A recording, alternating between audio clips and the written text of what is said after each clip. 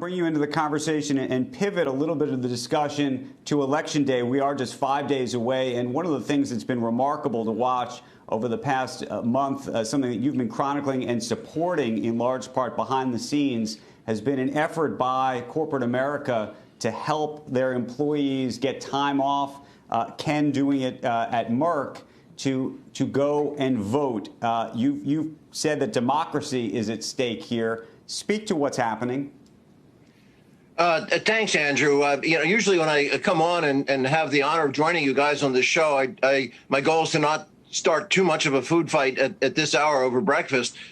In this case, my goal is to try to stay out of Ken Fraser's way. I'm sure, like many, are wondering, what's this guy doing on with Ken Fraser's model? And then the segue that you suggest right there actually is a perfect one, because where Ken just took us in talking about, in very realistic terms, where we're going in terms of virology and therapeutics is so realistic. Talking about the middle of next year, we had a great model that Ken has set with his peers in the pharma industry, and 9 of them, of course, signing this incredible statement that we're not going to be rushed by politics at a time where we're candidly, just between us, the president was saying in Labor Day, there could be some magic bullet out on that very special day of November 3rd.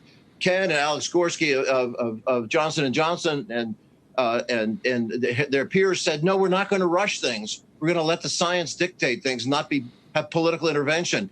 That kind of leadership is the gold standard that again, Ken and his peers stand for. And we're seeing that when we look at this coming day, Election Day, it's not just the pharma companies that are saying we have to watch for politics having a poisonous effect, is that we have seen a remarkable degree of CEO encouragement of public-minded spiritedness, that volunteerism to be, we have close to 3,000 employers, have almost 1 million employees out there volunteering as poll workers and of course, getting the day off to vote. It's just remarkable responsibility that we're seeing. And again, Ken's the gold standard of sparking these kinds of initiatives.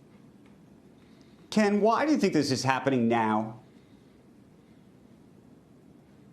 Well, first of all, I think we have to take a step back and realize that this is an election that is being conducted in the midst of a public health crisis, the coronavirus crisis. And so tens of millions of people will be voting in a different way this election through mail.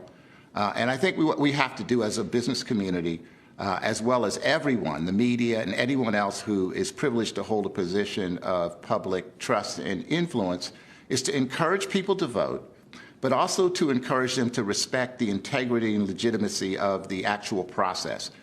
Because of the way in which the election's being conducted right now, it's very likely that we won't know the outcome in some states on election night. And so it's important to encourage people to have the patience, the civility, and the restraint to actually wait for the outcome of the election and to trust the process.